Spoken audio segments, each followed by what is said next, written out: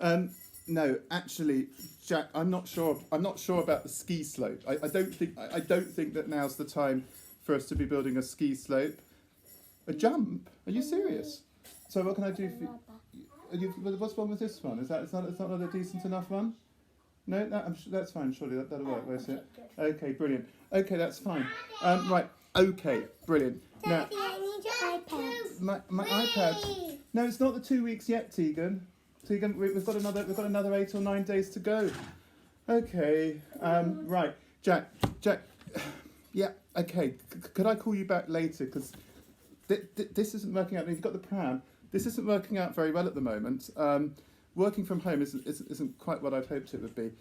Yeah.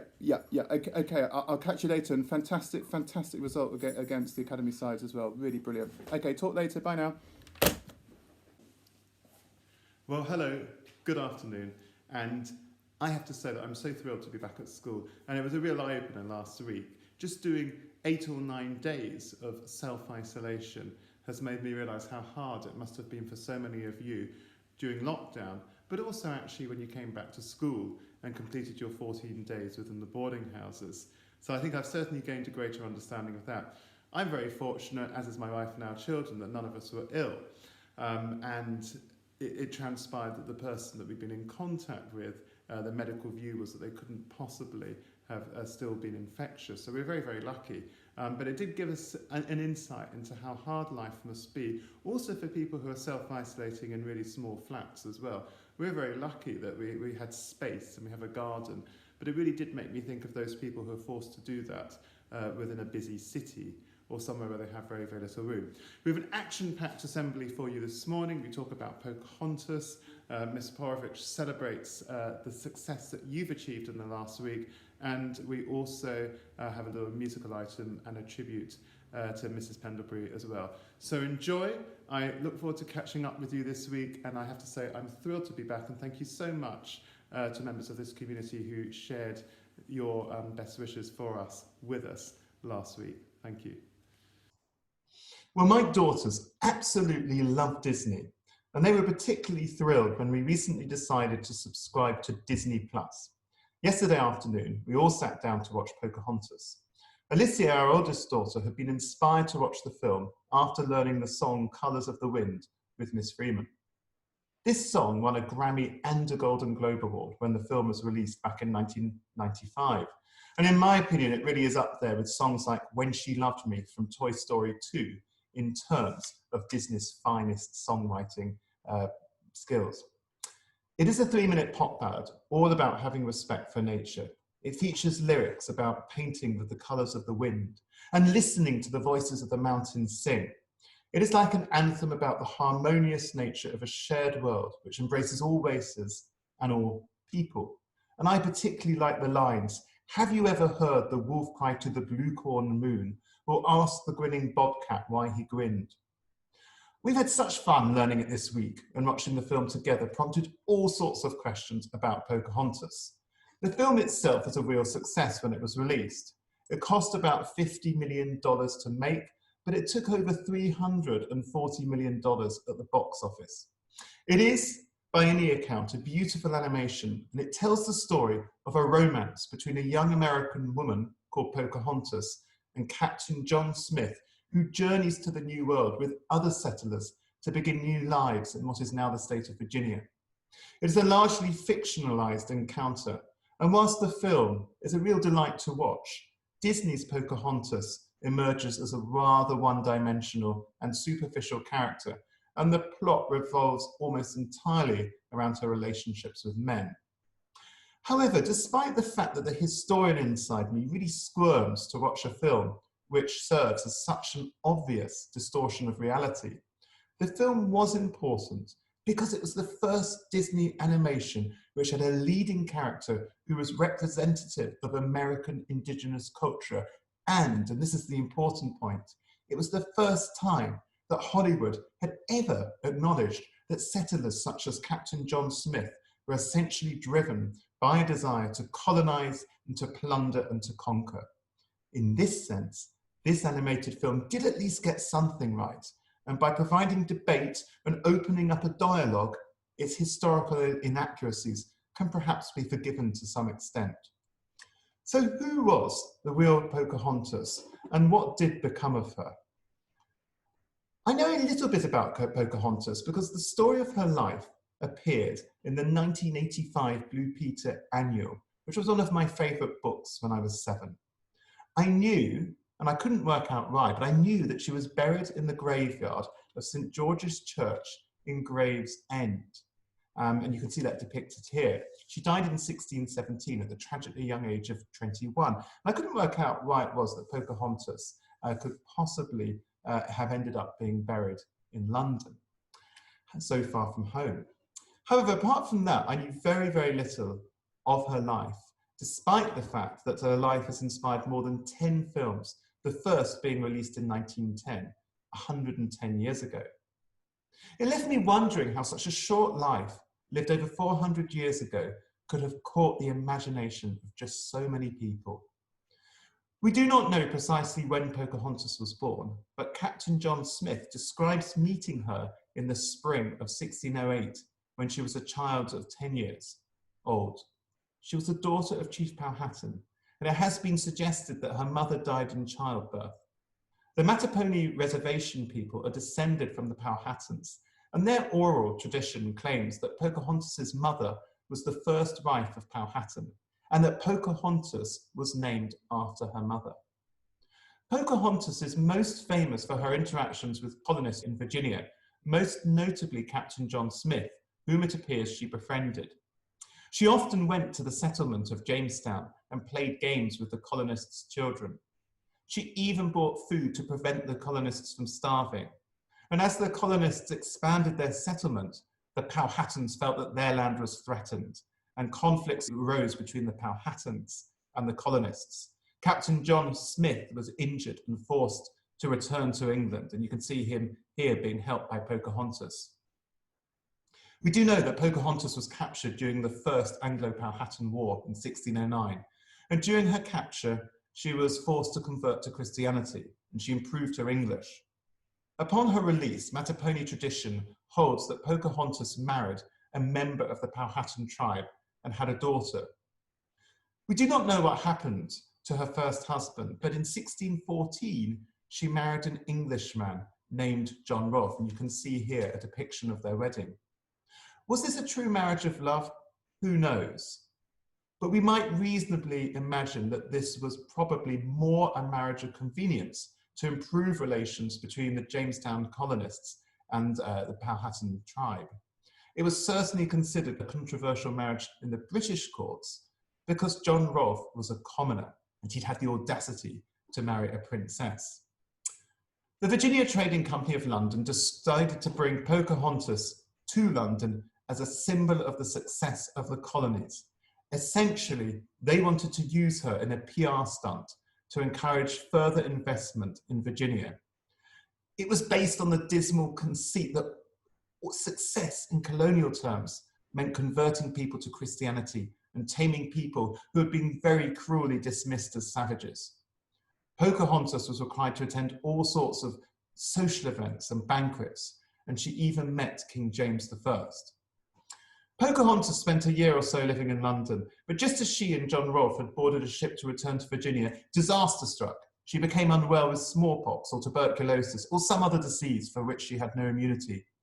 Some have even conjectured that she was poisoned. She was brought ashore, but died soon after. So the true story of Pocahontas is deeply troubling and as relevant to our times as any Disney film could ever be. We should never lose sight of the fact that in reality, she was the victim of the times within which she lived. Whilst the film depicts her choosing her own path in life, in reality, she is as much more emblematic of racial oppression and colonial exploitation as she is of Disney-style love stories. That is fine, because in reality, life is complex and history does not come packaged in neat little sanitized packages. So long as we're asking the right questions and understanding that real life is not a Disney fairy tale, then we learn to understand each other so much better. Still, there is no harm in embracing fiction and fantasy and allowing ourselves to be transported to other worlds once in a while.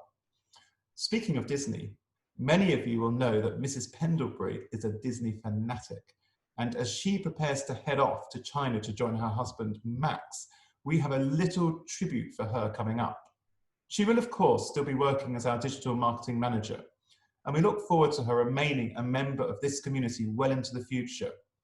I'm not sure which Disney character would best sum up Mrs. Pendlebury, but I think it might just be Pocahontas on account of her kindness and intrinsic goodness. We wish her well, and I hope that you have a fantastic week ahead and enjoy the little musical tribute which we have coming up from the Dolphin Girls and Mr. Simmons and Miss Freeman.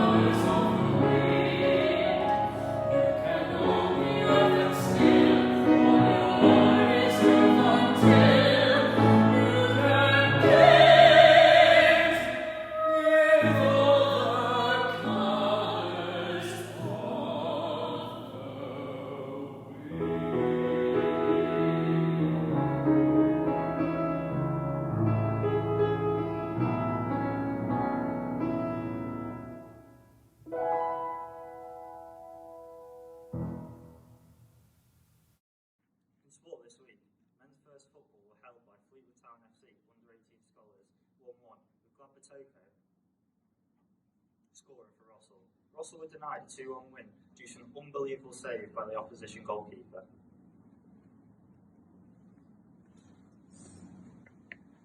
And now for golf. Golf under-18s returned to the UK #1 position after finishing second in Sunningdale Golf Club. Lydia Cryer and Connor Owen were in hot form, finishing 1 over par. Have a good week. Autumn is well and truly upon us. It's Monday the 28th of September and the leaves are turning red, the wind is picking up. Those of you in key year groups such as Year 11 will be thinking about the present but also about the future. Our exam groups will be getting their results back and reflecting on what they can do in order to make the most of the coming 2.5 terms. For those of you in Year 11 in particular, there is a choices evening happening later on this week, which will give you an opportunity to find out the difference between A-level and IB, and will be presented via Zoom by Mr. Prest and Miss Jones, so look out for that. It's been a really successful week this week with a number of nominations taking place. Teachers have been very impressed with our Year 11s and Year 13s who've come back ready to show all that they have learned and also prepared to reflect on their learning in order to make the most of the coming academic year. The Headmaster's Academic Endeavour Award this week goes to Lucy Ashworth Prescott. The reason for this is Lucy's exceptional hard work and performance in English language and English literature. This last week she sat her assessments and did really, really well in them. But more impressively than that, she used the opportunity to reflect upon the teacher feedback, to take notes in order to find out how to improve. And Mr. McNabb tells us that she has done everything she possibly can in order to ensure that she is working towards the very best possible grade. Well done, Lucy, keep it up.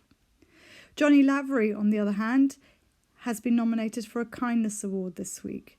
The reason for nominating him is because he showed that he cared for a friend by being supportive when his friend was not feeling very well. Mrs. Stacker recognised this in Johnny and feels that it is worthy of praise because it is always good to know that your friends are thinking about you even if you're not there in person. Having focused last week on pupil voice, this week I want to take that idea further and think about what social responsibility means within the context of being a pupil at Rossall School.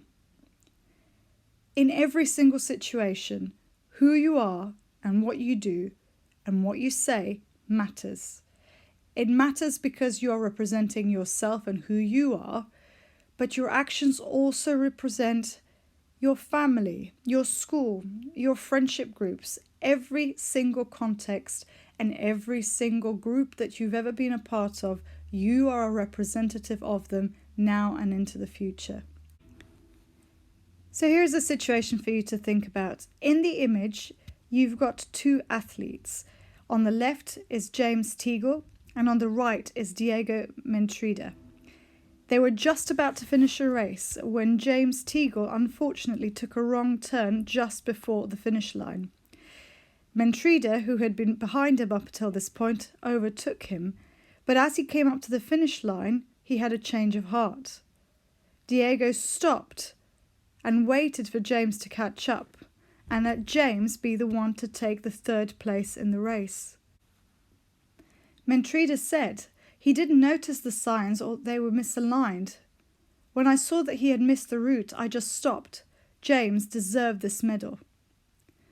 For his incredible gesture, Mentrida was awarded an honorary third place by the race's organisers and given the same amount of money as Teagle, who had won third place. Mentrida earned a huge amount of respect from a variety of people on social media, and most importantly, he represented his country in such a way as to show that it is more than just about winning. Mentrida would have been conscious that what he did as a racer was not only representative of him as the third or fourth person finishing a race. It wasn't just about the money. I suspect that for him, it was about the fact that he was representing his country and his people, and that this is the way that he would want everybody in Spain to think of him, and everybody outside of Spain to think of people who live in Spain. And as such, he was a fantastic ambassador for his country. So as you go forward into this week, I want you to be aware that we all have a choice, and we all carry the responsibility of how we behave as individuals and as a group. Make sure that you are a person who others want to be around. Make sure that you are the person who makes others feel comfortable. Make sure that when somebody recognises you're from Rossall School, or even within school when a teacher or a parent or a visitor sees you, that what they see of you is exactly the way that you would want to represent not just yourself, but also this wonderful school. I wish you a wonderful and productive week. Hi, I'm Xavier And I'm Mary. and we are from the Rossall Outreach team. This year we are collecting donations of any unused makeup and beauty products for the Fylde Coast Women's Shelter. All donations will still be in sealed packaging and should be given to tutors to be collected by Mr Bradley or taken to Mr Bradley's office directly by Thursday the 1st of October. We are also fundraising for the Locals Helping Locals Christmas Food Bank appeal. We would like donations of tins and long-lived food, and especially for Christmas, Advent calendars and mince pies. All donations should be given to tutors or Mr Bradley by Thursday the 12th of November. More information can be found in the school newsletter. Thank you.